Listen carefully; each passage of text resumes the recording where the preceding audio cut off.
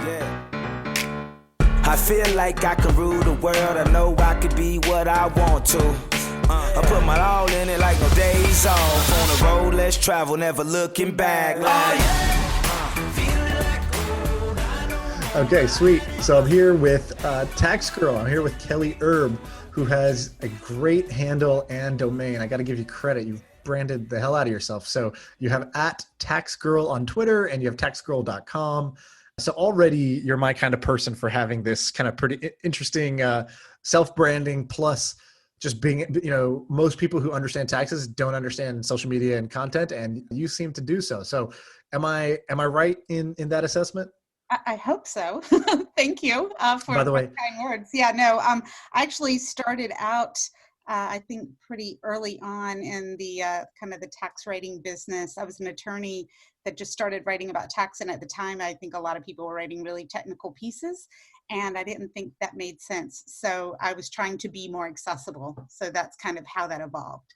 and when I'm on your Twitter right now, it's showing me @TaxMama and @TaxTweet as people I may like. Are these your rivals? Is it Tax Girl versus Tax Mama? No, well, so first of all, Tax Mom is awesome. That's she's amazing. No, actually, what's really cool about Tax Twitter, which is our little sub Twitter, is Right. that they're really great people. So we're not so much rivals as we are colleagues.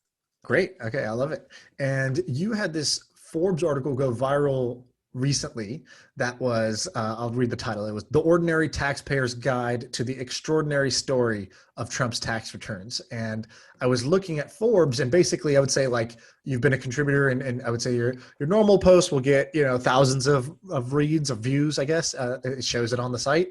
And this one has over 200,000 views. So this one definitely, hit a nerve, which I'm guessing you kind of had an inkling it would, or did this exceed your expectations?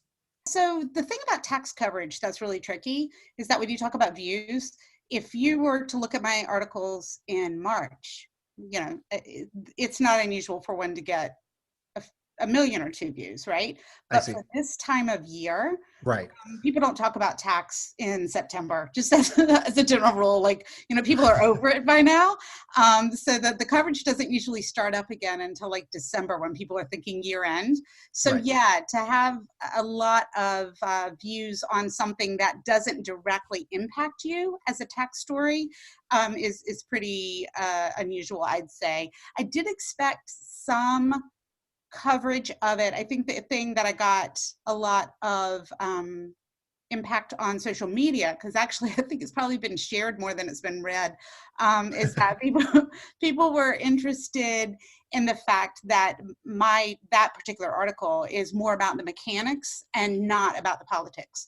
And so I think that was something that kind of caught a lot of people's eye, because I think right now a lot of people feel like the information that they're getting is just so filtered that they sometimes just want to know they just want to know the stuff. They don't want to know all the extra, and they don't want. Yeah, when I read this perspective, this wasn't Trump is evil or Trump is the best. This was, hey, here's how you should think about this information that was released and what you can and can't draw from it, which I thought was a good kind of like just the information part that you're talking about.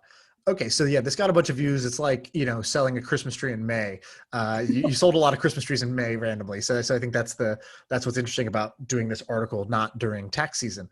So I think there's two things that I wanted to talk to you about. Number one was, you say in this post, you're like, I'm not gonna kind of comment on, this is not an opinion piece on, to give you my take on Trump's tax returns, because I haven't seen them, and you should go read the article.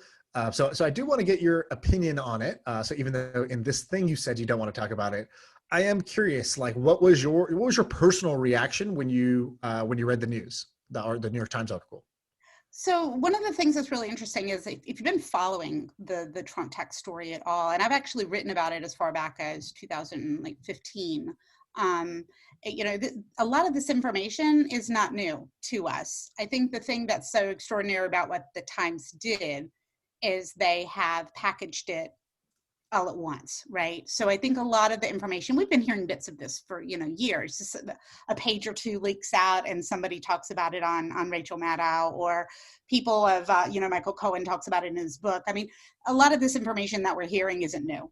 I think, but again, I think what's extraordinary and what the Times did is they took other information. And that's what I think sometimes we lack, right? As just readers, you don't know if I were to give you my 1040 and you were just look at it in a vacuum just for this year, you wouldn't really know a lot about me. You could tell how many kids I have, where I live. Like there are things you can glean from a tax return, but you might look at my business. What if my business last year was phenomenal and this year it's not? You're not going to know that from that one tax return. So I think that what the Times did, and looking at so many years, and then also looking at additional information and comparing it to FEC filings and SEC filings, it was a lot of information that they digested for the reader, which I think is really something that we haven't seen before.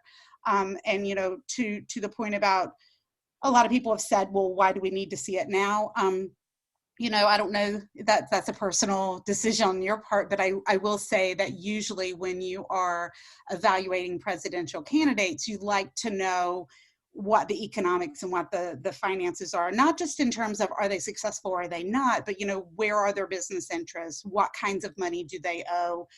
Who do they owe that money to? Right. And we've seen that from other candidates and we haven't seen it from this president. And so I think that's what's really, both interesting and extraordinary about what the Times did. And were you surprised? Okay, the catchy headline was Trump paid $750 of federal income taxes, or federal taxes in that year. I forgot what year it was, 2016 maybe, 2017, something like that. Was that a surprise to you, or you were like, no, that's not shocking? No, actually, the only thing that I read that actually truly triggered and again, this is probably from a tax geek standpoint, but truly triggered a from me is, we've known, the business loss is nothing new, right? We've known this. Good years, bad years, we've known this. We've known there's a lot of bad years, no matter what has been portrayed. We knew there were a lot of bad years. But I think what was really interesting to me is when you look at the refund piece, which is kind of what everybody's talking about right now. There was one year in particular where the president was able to take advantage of Obama era bailout provisions to extend what's called carrybacks, which is where you can recover if you have like a really good year one year, but you've had a couple of bad years, you can balance those out so that you can either lower your tax bill going forward, or you can get a refund based on years previous. The fact that he did that isn't the part that I found interesting. What I found interesting was he was entitled to a large refund, which he got in 2010, according to the Times. Right, so this $72 million one? Yeah, and so that's based on several years from, he got a refund based on some losses to recover from years that he had done well on The Apprentice.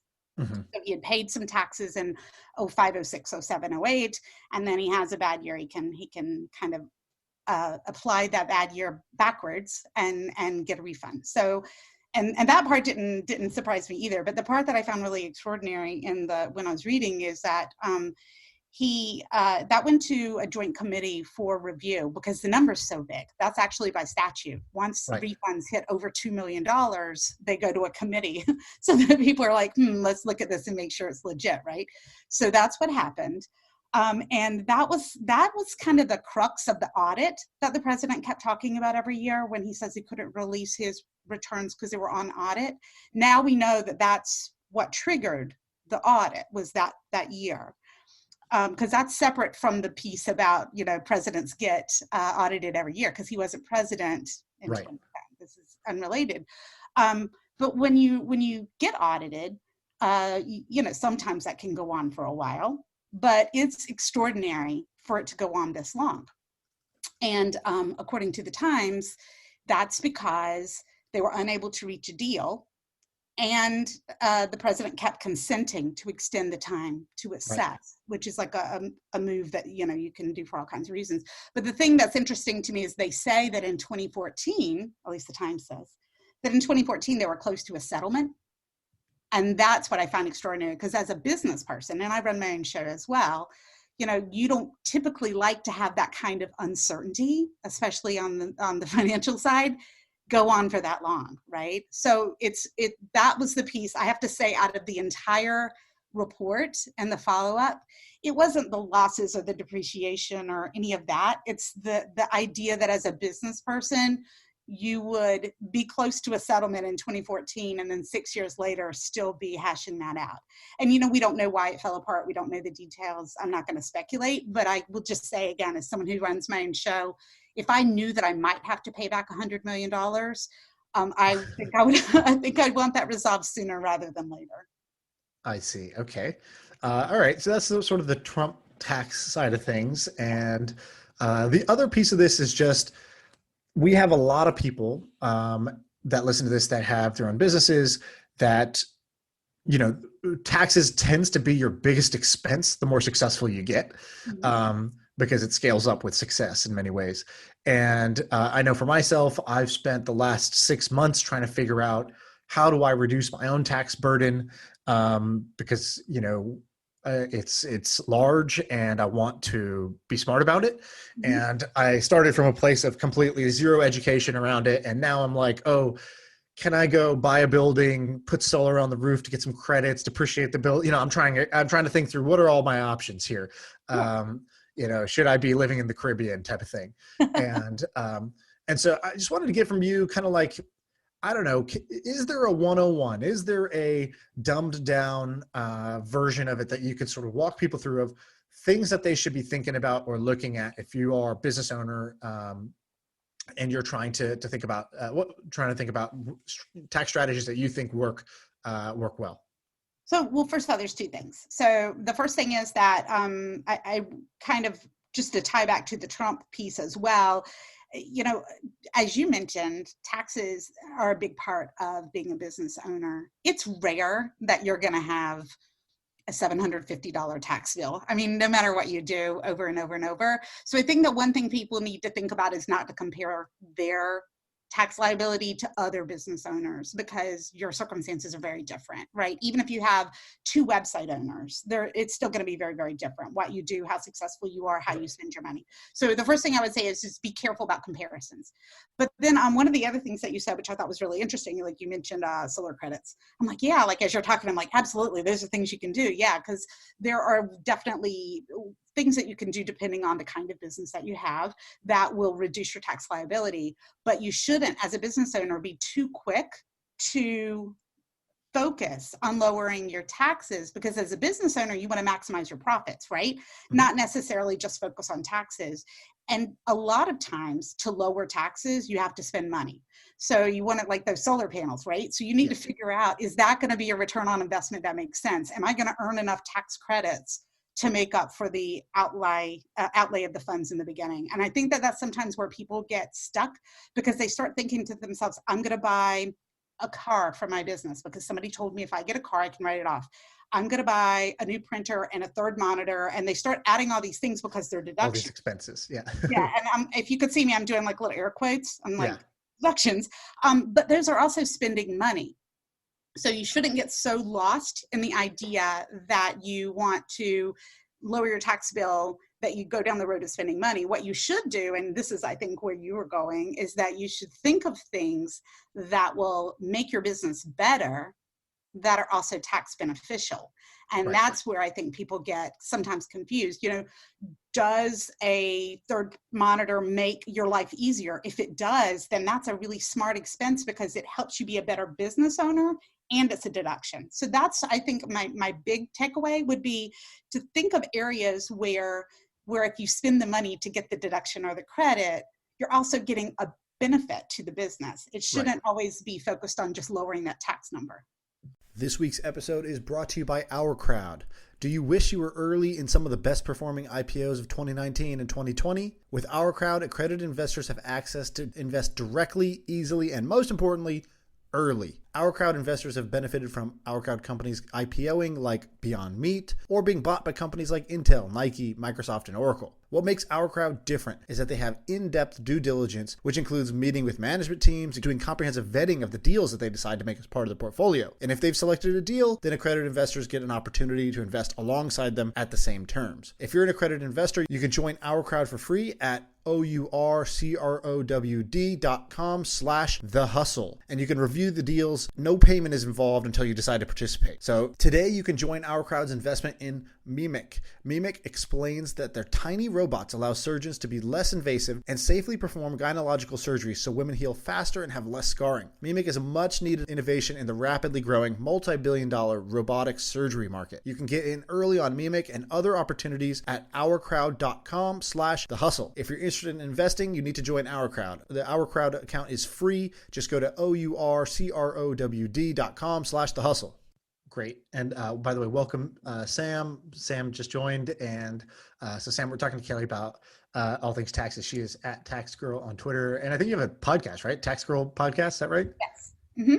Okay. So if you like this, you can get more there. So so I'm a big fan of this rule called the 80-20 rule. And the 80-20 rule, for those who don't know, is basically, how do I get 80% of the results with 20% of the effort? And if you look at any project you do, it tends to be that 80% of the outcomes come from about 20% of the inputs. It's this common pattern you'll see. If you invest in, you're a venture capitalist, you invest in portfolio companies, it will tend to be that 80% of your returns will come from 20% of the companies. So I'm curious, Kelly, is there a 80-20 if you were, if you're talking about, if you're somebody who's looking for what is the 80-20, what are the 20% of efforts I would take, or what are the first few things that come to mind when you're talking to somebody about their tax strategy, that if you can't learn the whole tax code book, but if you really just looked at these, if you focused on these handful of inputs, you can kind of get a reliably large chunk of results from it in terms of being smarter about your taxes. What comes to mind if you're talking to a business owner? Where do you point them to first? What's kind of 1, 2, and 3? So I think first is business expenses, which is something that people are talking more and more about right now. And they can be, office supplies, they can be new cars, they can be lots of things. But I think that one of the things, it's funny because when we talk about taxes, a lot of people assume that people over deduct. This is, I think, a myth, especially amongst business owners. I find that business owners are so worried about being audited that they actually under deduct. So, and to qualify though, for business owner, you're referring to LLC, or can that include C Corp as well? So all of them, I think. I think LLCs, but I think especially on the LLC and the sole practitioner, so somebody who is filing like a Schedule C on their tax returns. Yep. Because I think when you have a corporation, and I have an actual corporation as well, mine's an S, but still, when you have a corporation, I think that you think about things a different way in terms of how you separate home and business. When you are a smaller entrepreneur, maybe you have an LLC or you're filing on a Schedule C, I think the fear, at least amongst my clients, the fear is a lot greater because there's more, it feels like there's more at risk, right? You could lose your house if something goes wrong, as opposed to just the assets inside the C Corp. So I typically talk about LLCs and pass-throughs and Schedule Cs, because those are the most common. Probably, yep. If you throw S Corps in there, about 80%. Right. Not a lot of people anymore do C Corps just because of there are actually tax disadvantages and more tax training required, if that makes sense. Yep. So, but yeah, like a business person, I'm thinking somebody who owns their own company, again, usually as an LLC, like they use it as pass through because that's an easy way to do your taxes. And you talk about expenses, that's another example. Something, if you're a single member LLC, for example, just by ticking a box, you can actually eliminate an entire tax return, which saves you money because you don't need another, step along the way. So you can eliminate an extra return.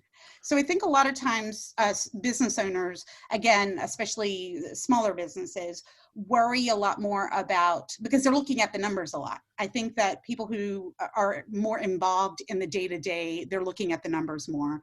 And so they're worried, they're the ones who are wondering whether or not that printer, because they also use it to print out their kids' homework, really was a business deduction, so they don't claim it.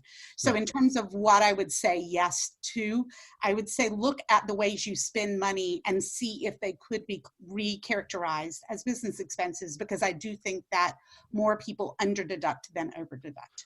So I would imagine, and Sean, what do you think, that most of the people listening are C Corp people? Or It'll be a mix, right? So anybody who's kind of venture backed will be C Corp, but I Yeah, think venture would be because of the issues with transfer. right. But I think for the majority of listeners, I mean, of course, there are venture backed founders listening to this, but I think the most people are, I own a roofing company, I'm a consultant, I have an agency, whatever. Like I have an e-commerce store, and those will not be C Corps typically. yeah. So can you kind of quickly say what you kind of gave a good 80-20? I mean, you said that most people under deduct. What about for C folks? Well, I think that's the difference is, and again, this is some of it's semantics, I understand, because it's really sort of all the same pot of money, although my corporate lawyer husband would argue with that characterization. But when you have a C Corp, the difference in separation is a lot more, right? You typically don't use your personal credit card for your C corporation. You're going to have the C corporation credit card, even if it's in your name. So even if it says Kelly Erb and then it says Tax Girl on the bottom, it's still probably registered through the corporation. It's a lot more tricky when it's an LLC that you run yourself. Maybe you're paid as a consultant or a freelancer or gig economy, and the money comes to you directly. I think that's where kind of the difference, where you see the difference, because it's a lot. If you have an American Express card that you only use for your C corporation, and you buy things in the name of the corporation, the separation is a lot more apparent. So when you go to put things on your tax return, you see, here's the credit card. Now, I advise my other business clients who are in LLCs or Schedule Cs, solo practitioners, all of those folks, partnerships, to also keep things separate. But I do think it becomes a lot more tricky, especially now in a COVID world, right? Because a lot of us are working from home. So all of a sudden, I have a microphone set up in my office because that's the work that I do. My husband, however, hasn't been able to go into his office on a regular basis. So now he has one too, even though that wasn't his deal. So that's where I think it gets tricky. I think it's where when things kind of overlap between home and business, how do you draw those lines? And I think that's where, when I say that I think C corporations probably deduct more reliably than other kinds of businesses, I think that's sort of where I'm going, is that I think it's that when there's not as clear a separation, it can sometimes be really easy to say, oh, I don't know, I drive my car for home and business, I'm just going to say it's personal, rather than deducting those miles. But if the company was a company car, of course you're deducting it. So I think that's where you see kind of the shades of gray. And so Kelly, let's say here's been my experience. So I've had people who just kind of like do the company books, have an accountant who helps me with my taxes every year. I've done TurboTax on my own in prior years. What I really want is I want somebody who I could say, hey, I'm paying $1 million in taxes in 2019. How do I not pay $1 million in taxes in 2019? And I want, who's Trump's guy? I want Trump's guy to come to me and basically be like, oh, here's what you need to do. You need to, blah, blah, blah, blah, blah, establish some domicile somewhere else. You need to buy this piece of heavy machinery and you'll get paid for it every month. Plus you're going to be able to write it all off for this year, and next year we'll do something else. Where do I find that person? Is that a tax strategist? Is that a pipe dream? And do I have to be 10 times richer than I am today? What should I do? So it could be your accountant. It could be a tax planner. It could be a tax attorney like me. I think that where people, especially when you're getting started in business, kind of fall down on that is that you don't want to spend a lot of money, right? So you do the TurboTax, you do the accountant, and what you do is you see that accountant one time a year. You see that accountant in March or April, and then you never see that person again. That's kind of like going to the doctor when you're sick, but then never going for anything else. Like you've had you've had a cough, but you didn't really want to look at it because it's not a full-blown cough yet, and you're thinking you'll get it looked at eventually. That someday isn't a good thing to do. It's the same kind of thing with business. The person who sees your books probably has a really good idea of areas that you could possibly get a better deduction, you could recharacterize into a credit, you might qualify for a deferral. They might have all kinds of suggestions for you. But if you're only seeing them when you're handing over your data and signing your return, you're not really getting the benefit of that. You should, at a minimum, be meeting with your tax person once a quarter. And that let them look at your books and say, you know what, turns out that because of COVID and the CARES Act, you may qualify for PPP money, which is the Paycheck Protection Program, which also not only for people that had employees, but also for self-employed persons was applicable.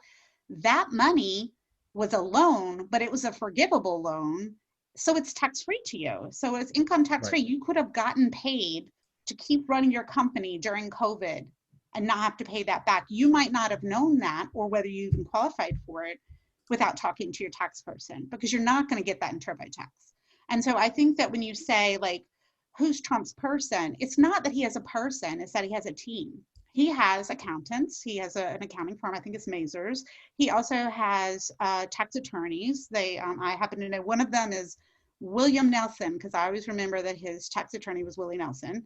So there's lots of, he has people. And I think that that's sometimes where business owners skimp, because they don't want to pay for people. But just like any other thing, like you talk about efficiencies and how you can spend money to get a benefit, that team could maybe help you figure out strategies. Think about it, and actually to Sam's question earlier, should I be a C or should I be an LLC? Does it make sense to, again, generally a C corporation is less tax advantageous, but the reason people do it is because they're, like you mentioned, venture, they're going to sell, or they have foreign investors. Like there's reasons why that might happen. But if that's not you, if you're listening and you are the roofing company that you mentioned, maybe you want the LLC, and Sean, you need to have somebody give you that information. Sean, do you know what QSBS is? I do, but I'd love for Kelly to say it better than I will. Yeah, I would love that as well. Kelly, and here's how this is how we've been it's thinking about it. It's this magic pill you take, and you don't have to pay $10 million in taxes. Yeah, basically, you have, as long as you own small business stock for 4 years or five years, you don't have to pay federal capital gains tax up to $10 million of $10 million of the gain, correct? Well, sort of. There's a lot of rules, and it's actually it's funny. It's in the tax world, it's actually a relatively new rule because it's only been around since the 90s. So that actually makes it a bit of a new rule. But yeah, so it basically allows you to recharacterize stock that you have so that you can get a tax benefit for it. And it only applies to small businesses. The QSBS part of it obviously is qualified small business stock. But you have to be a C Corp for that, which is, I guess, where you're going with that. So there is ways to, it is a way to reduce your tax liability if you want to go, down the C corporation route. Yep. I have friends who have done this, and it's amazing. And you should just look up the rules of if you qualify or not. You don't have to do anything in advance. I think you do it sort of at the end when you do have those gains. The other thing I thought was interesting, this is the last thing I wanted to ask you about. I had heard the story that there's this guy, Peter Thiel. He was the first investor in Facebook. He was the former founder of PayPal. And that his investment, he put $500K into Facebook, and he put it in through like an IRA or something like that. Like he's been investing out of a retirement account so that his gains in Facebook were tax-free essentially. Do you know about this? Tax deferred. Yeah. So I've had people do that with our company through IRAs. Yeah, so I think it was probably, I'm guessing, a self-directed IRA is my guess. And there's actually, it's interesting because I haven't done it as much right now because those kinds of plans have been under attack from the IRA because IRS, because a lot of them were perhaps being used in ways that they weren't intended to be used. But I actually used to represent a lot of folks who did that with artwork. They did, and real estate. That was also self-directed IRAs were being used. It was art and being funded by art and real estate. But what you're talking about is when you have a retirement plan, and the reason I jumped in and said tax deferred, not tax free, is because when you have a retirement plan, the growth inside the plan isn't taxable to you until you pull it out. And so you can absolutely put certain kinds of assets inside the plan that might be appreciating quickly. And it doesn't even have to be your company. It could be something like Amazon. If you had bought Amazon back in the day and it was in your retirement account, it doesn't get taxed to you as it grows. It only gets taxed to you when you take it out. So it is a really good way to invest long term. Now, where it gets tricky is like when you mentioned, if you're going to be, there are rules, and this is where the IRS is looking. There are rules about the kinds of assets that can be contributed, whether or not there are other people in your company and what kinds of contributions they're also making. And then you have to be careful about exchanges, like whether or not you're exchanging one asset inside the plan for another. So there are a lot of rules that govern them. But yeah, they're absolutely, people are also doing this with crypto. They're doing it with gold. There's a lot of, you don't have to have a Vanguard account to have a retirement account. There's absolutely ways that you can fund them on your own. And again, the particular thing I think you're referring to is it's called a self-directed IRA. Gotcha. Okay. Well, Kelly, this has been great. Appreciate you coming on and dropping some tax wisdom on us. As you can see, we are pretty novice. What's before a white belt? Like we're just signing up for the free seminar right now. Yeah. We don't even have our white belts yet, but I appreciate you coming on. And I love that you took expertise in one place and then build an online presence around it. Like if I was going to learn one thing from this, it actually wouldn't be anything about tax. It would be about, wow, look at this. A tax attorney created an online brand around Tax Girl. And I've seen doctors doing this too. And they're making YouTube channels breaking down sports injuries and getting millions of views by being a doctor who creates content. And I think that there will be more content creators who are, specialists and professionalists in other like verticals that do this. And you're a great example of one. Thank you. I appreciate that.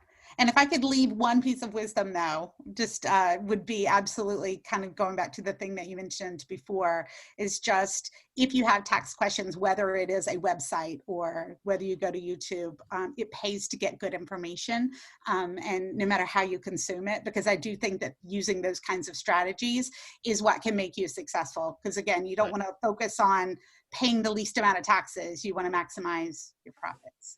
Right. Yeah. And free tax advice is expensive. Yeah, absolutely. Okay. Sounds good. All right, Kelly, thank you so much. Thank you. Sean. Okay. I've got something I want to ask you about. Yeah. Okay. So I was thinking about this course thing we're putting together.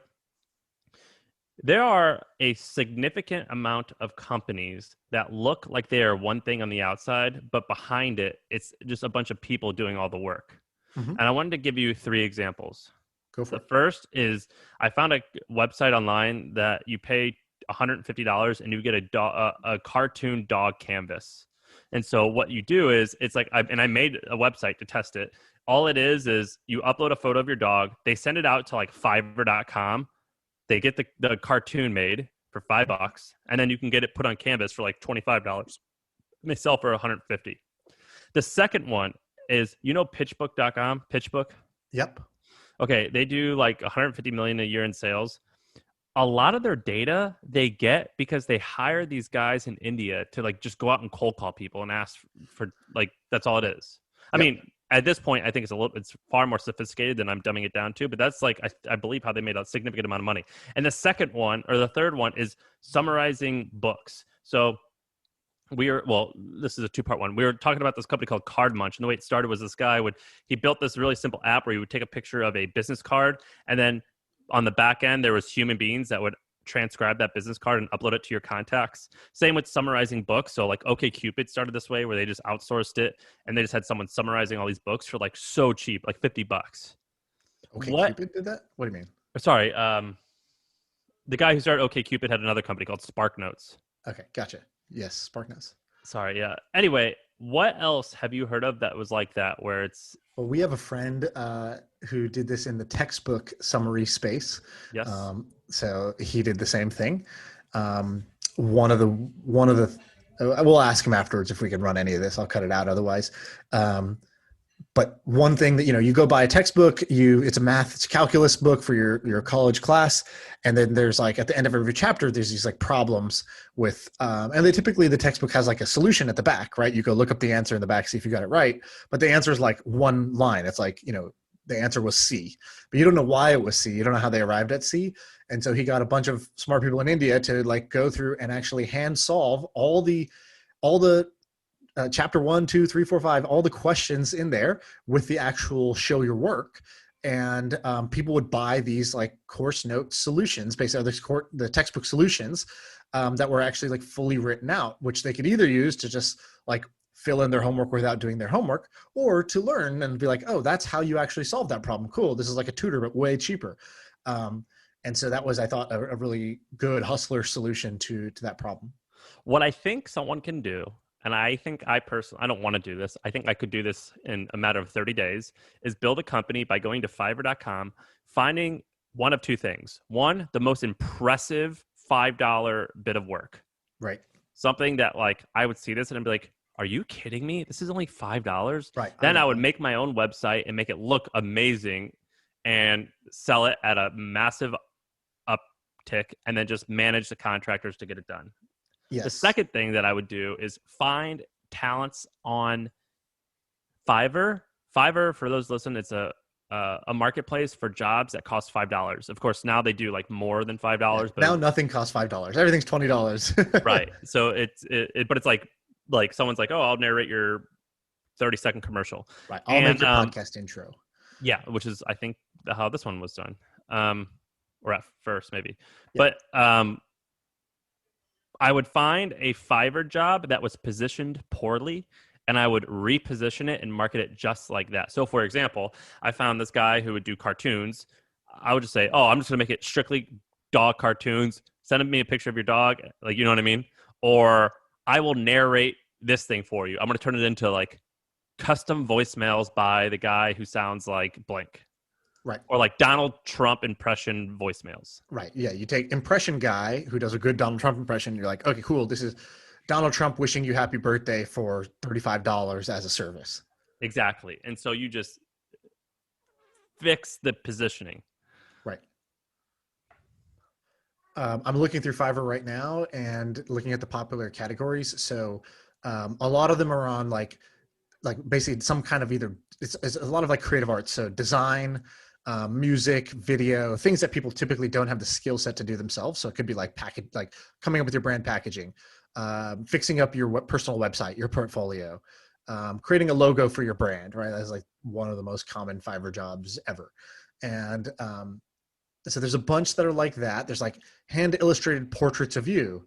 There's voiceovers, there's impressions. I think there's a lot of these. Somebody called this, I think, productized services. Basically, it's something that's traditionally done as a service, but you productize it so it seems like, oh, I click this button and I receive this product back. I receive this end output.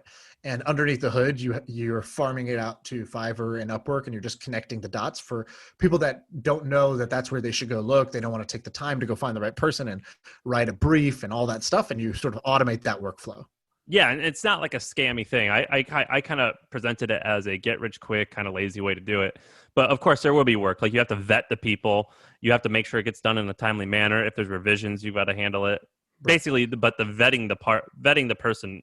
I remember Ryan Beagleman was the first person who I heard talking about this. I forgot what he called it, but he had a great example. He had an example of some businesses doing like millions of dollars a year. That was literally just what you're talking about. I definitely oversimplified PitchBook, but I was like reading about it. I'm pretty sure they just have a team of like literally 300 guys in India who are just scraping massive amounts of data. Right. Scraping it by cold emailing and cold calling people and then like writing things down. And also probably just like aggregating. Some actual scraping. Yeah. Which is a technical skill, but yeah. I think scraping would be a great one for this, which is like, oh, I need a list of this I need leads about this. And it's just like, cool. Just describe what you need. And if you pay me $200, I get you a list of 150 people that are like that. Or if you want 1,000 people that fit that criteria, great. and it's just basically saying, I can go scrape this for you. You don't know how to do web scraping, but I do. So you only have a few minutes, you said, right? Yeah. So I did something the other day. I asked people how they would describe the podcast. On Twitter, I said how I hate the name of My First Million and how it's stupid, and how I hate explaining to anyone who I don't know about what I do and like how I co-host this. Yeah. But for the rare person who like is like you and I, it's like an addicting thing, which is what we hear consistently. Yeah. And I said, so how would you explain the podcast? And I got maybe 200 responses in a short amount of time. And one bit of feedback you and I got, and I rarely give into this shit, but they are totally right, which is we have had almost all dudes on this podcast. We definitely need to get different types of people. Have you noticed that? So yes, I've noticed that. That was feedback we got pretty early on. We made an effort to try to balance that out as best as we could, but also we got rid of guests. I mean, literally on this episode, we had a female guest from a totally different background, right? Tax attorney, very different. So I don't know. I think, yes, the feedback is valid, but also, yes, we're aware of it and have tried to make strides on it. And yes, we probably also have a long way to go. And yes, I also am kind of exhausted by it and don't even like having guests on anyways. So I don't know how I feel about it overall. I like having guests if they're like huge, interesting people. Like the Ty Lopez thing, like we got so much. Can I read your conversation from this morning out of Slack? This is the Sam Parr experience. Okay, so Sam goes, where is it? This is what it's like to work with Sam. So Abreu says, good news. We're about to sell out of ads for the rest of the year and into next year. Sam just goes, well, how much money? Also, we need banger guests once a week, like the founder of Shopify, Google, famous people. And then Abreu says how much, and then says who's buying it out. Sam, that's fucking bullshit. That's way too low, period. No solution offered. Abreu, well, okay, also for guests, we have the founder of Lambda School and the COO of Shopify coming on next week. Those are getting interesting. But how about bigger, like fucking Hillary Clinton? Abreu's like, I don't know, dude. Talk to sales. I think the rate we're getting is pretty good. We just need to blah, blah, blah. And then he says, by the way, today we have a tax lady on who's going to talk about Trump's returns. I just thought it was so funny. I was like, man, working with Sam is like, it's like working with the weather. It's like some days it's sunny and bright and you're like, I love the weather. And then some days it's like a thunderstorm but you don't blame the weather. The weather's just the weather. You don't get angry at the weather. It's like, the thing about me is like, I'm not actually like, I'm like one of those guys who I'll yell and then it's like, you good? Yeah. What's going on?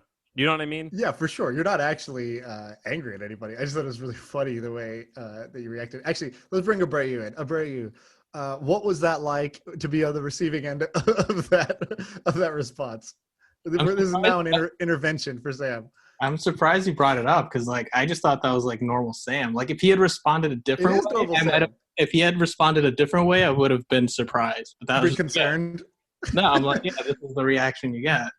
I know, but yes, this is the normal Sam, but is this the normal of what you are used to, or do you like it? Do you dislike? Because some people might be like, yeah, I'm fired up. I like that. Just straight talk and tell it like it is, and don't sugarcoat it. So where do you stand? How does it feel to be on the receiving end? It feels normal because I think I get Sam's personality. So like when he says that, I'm like, yeah, it's normal, and I know how he would say it. I know how he would react to it. So it's not like I'm not like, oh, Sam's yelling. I'm like, oh yeah, Sam. We were recording this course yesterday, and like midway through, I'm like, I don't fucking have it today. This is horrible, and so we just had to end it. So yeah, I would say I have ups and downs. But it's very transparent how Sam feels. Like, I don't like people who like kind of hide or like their personality changes. It's like, right. You hate to guess how somebody's feeling about something, about your work, about you, about whatever. And I would say Sam doesn't make you guess. Do you want to, I don't want to make this about me, but this is for anyone who's like crazy. So, and I know you got to go, so I'll make it quick. I'm hiring what I call is a COO. In reality, this person's going to be my CEO of the company. Yeah, and why don't you just call him CEO? Though I told him, I go, I'm going to call you COO at first so I can fire you really easily if you suck. And then after a while, we'll transition you to CEO. Frankly, Gotcha. it's going to be a CEO. Okay. And the job description says like, don't take this if you, and I like have like, it's the job description is literally just reasons why you should not take this job. And people have liked it. And one of the things that it says is you just have to be like the straight woman or straight man to like me being nuts. And the whole interview, I'm just like telling these people, I'm like, so I'm like kind of crazy and you're going to have to like just figure out how to handle that a little bit. And I was like, I'm not like actually like an ass, or I'm not actually nuts, but like I'm very creative and whatever. And so it's been But I'm very creative. I don't know. What do you want to call it? It's just like, I'm just like high energy and Very humble. I'm super good looking, and John, you missed the best part of that Slack exchange, which is the Which picture one? that he posted on Twitter. Like right before you started reading the picture that he posted on Twitter. Oh, I thought he was going to get roasted for that. I didn't even see this. Oh, what is this? Who is this? What am I looking at? it's a photo from a conference. So I had to fly somewhere to speak at a conference, and it was like it was in a different country, and I was exhausted in the morning. And they're like, "All right, come take your picture." And I was like, "I don't want to do this." And so they took a picture of me, and I look like a grown-up Bart Simpson. Okay, yeah. Okay, so yeah, there's a headshot of there's like a professionally done photo of Sam, and then Brady says, "You look like a bootleg Carl Lentz, and you're about to drop the worst gospel album of all time." And then this is what I missed this whole exchange. And then Sam posts a topless picture of Carl Lentz where he's just absolutely ripped. He's like, "You're right, super similar." Oh man, the whole Slack. People should pay to just be in the Slack. I think that's ultimately. By the way, Slack, I've decided, is a cancer to my business. I hate Slack. I hope I hope they're not sponsoring it. Whatever. Sorry, cat's out of the bag. I think Slack is the worst. It has ruined my work life. Do you like Slack? I love Slack. I think it's Dude. great. Oh my God, I don't want anyone talking to me. I have people who message me on Facebook Messenger, Twitter DMs, text message, Slack, email. What else is there? That's it. It's Zoom the calls. worst. It is the worst. It is horrible. I hate all these messages. And then Slack, 6. Right. Well, to the future CEO of The Hustle.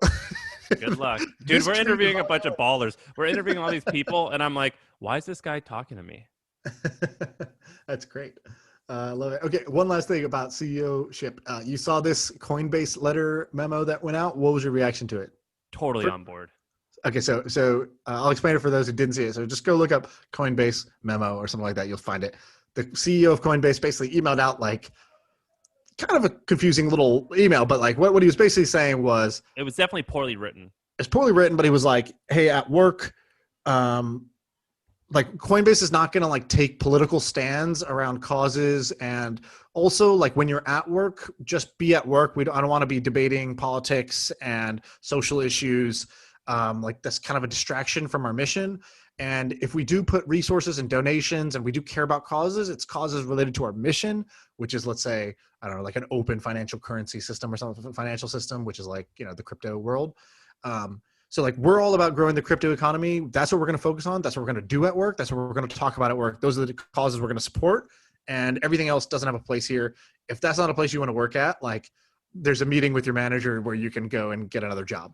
And so that's kind of what he said. And people were really split on this, totally polarized. So I would say like there was like Paul Graham, and who's the founder of Y Combinator, who was Pretty like much anyone who's libertarian, like probably me, definitely me, probably you. I don't know what you consider yourself. Was like, oh yeah, this guy's awesome. And then anyone who's liberal, or I'm generalizing, was like, how dare you not support X, Y, and Z. Right. But there was like a bunch of prolific people chiming in, and it was just interesting to see how split the opinions were. Dick Costolo, the former CEO of Twitter, was like, this is not good leadership. This is basically saying, shut up and dribble to your employees. And there was other people that were like, yeah, dude, I want work to be about work, and I don't want it to be about all these other things. And I don't think that we should be taking these stands. And I also I don't want that. It's already in my world everywhere else. I don't want it infiltrating work. And I want work to be about performance. Shut up and dribble analogy is actually stupid, because he didn't say he doesn't want his employees to mention anything. He just said the company, the company is going to not stand for anything, but you can do whatever you want. And don't talk about it at work. Yeah. And so I don't Right. think that's the same as shut up and dribble, because it just says, while you're on my time, shut up and dribble. While you're on your own time, I support you as a human. You can do whatever you want. Right. I think that my thinking is, if you have shareholders other than one person, you should try to, your only job is to make your shareholders wealthier. And all you should care about is business. And if you only care about business, you'll likely have happy employees because they'll feel like they're succeeding and things like that. If you own the whole company, I think you should make it as political as you want. You know, like this could be your vehicle. This could be the Sean vehicle to do anything he wants. And so the other argument is, no, we live in a society, and like companies should basically be helping society. And if there's societal issues, like we should have the courage, we should have the backbone to stand up and say when something's wrong. Kind of like that old quote. I don't know the quote exactly, but it's sort of like, they came for the Jews, but I'm not Jewish, so I didn't say anything. They came for the bankers, but I'm not a banker, so I didn't say anything. And it's like they came for me, and there was nobody left to say anything. It's sort of like that, where if there are wrongs happening in a company, if people and companies, people of power, which is in some ways organizations, don't say anything, don't do anything, don't use their platform and their influence, then that's a shame. And I don't want to work at a place like that. That's another take that people have. And I think it's going to get split. I think you're going to get two types of companies. You're going to get companies that lean into the activism and people work there because they're like, yeah, that aligns with my values. And then you're going to get other people who are like, I don't want my work life to be so political, or like to take a social stance on everything. I want work to be about business, and I want it to be about the actual mission of the business.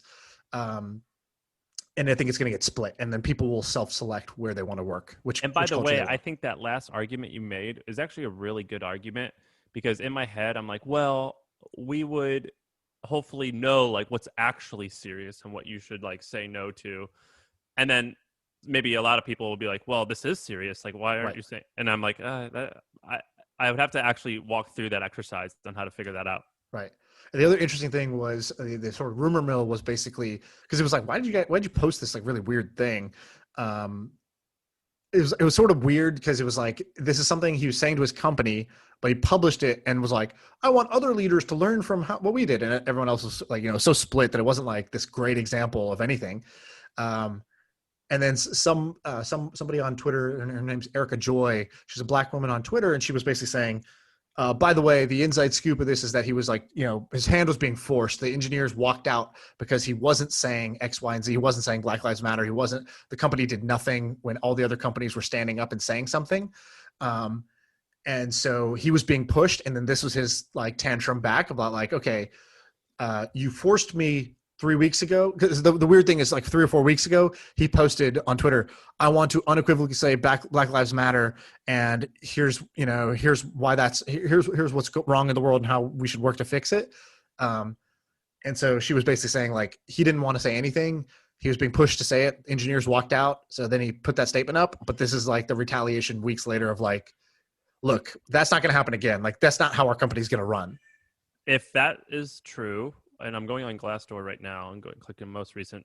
If that's true, then that's awesome. I think that's baller. I think that like what of him?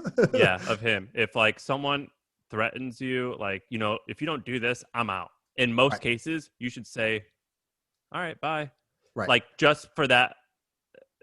I would say that's kind of the point I agree with you the most, which I think we both believe you should run your company the way you want. And then you should deal with the consequences of running your company that way, rather than this general idea of everybody needs to run every company the same way, which is the right way as dictated by the mob of Twitter or the mob of, X group. And then people doing shit that they don't actually even believe to be the right way to do things. It's not even actually what they want to do, but feeling like they're going to get canceled or fired or whatever if they don't. So I think the better world is people do what they actually think they should do, and then let the chips fall where they may. And then people will self-select around joining companies that are the way they want to be, the type of company they want to join. And by the way, I don't entirely buy that story simply because I'm on Glassdoor is like one of the best places to get information on and learn all about a company. Typically the reviews are too good or too bad, but so you got to like divide by half to get the middle. And anyway, I looked at the reviews. I don't see a thing on that. This is the type of thing that an employee would quit or get fired over, and that's the first thing they would complain about. And I don't see one thing since March that relates to that topic. Well, I think some of it's definitely true. I think there definitely was a walkout. The question is, did he do this because he learned, oh, the company feels this way and decided made some decisions, or is it truly like a kind of a retaliation or response to that? I don't know that part, but I think the walkout part was sort of confirmed by lots of people who work there. Now, I also would say you love Glassdoor. I never use Glassdoor. I don't know anybody who writes on Glassdoor. I'm sure obviously people do, but I don't know how on the pulse Glassdoor is, let's say. I'm not sure it's like in the same way that I don't think Yelp is. I don't agree with Yelp most of the time. And I know what it's like in our company, and I don't know if I would agree with the Glassdoor reviews of it either. It's a signal. It's not the answer. It's a signal. Right. But what you're saying is if nothing's there, then it's a lack of signal. Yeah. Yeah. I mean, like it's a signal. Like, for example, if something on Yelp has 10,000 reviews and they're all positive, and something has only 3 reviews, or rather 10,000 reviews and it's only okay, versus 10 reviews and they're all like perfect, you're like, what's going on here? Like, this 10,000 thing actually might be pretty good if it's so popular. You know what I mean? Like, yeah, you don't look at the number, you look at a variety of factors, and that's how I use Glassdoor. And I think that it's like a fantastic way to figure it out. Very cool. All right, I got to run, but interesting episode. It's gonna be a very different episode. We got the tax thing, and then we got just kind of random shoot the shit at the end. So well, I think we kind of crushed it in the last episode, although I didn't get a ton of feedback. It just went out today. Okay, we're gonna get. I haven't gotten any WAP blowover, which is what I was expecting. Yeah, where are the tweets? Okay, I gotta go. See ya.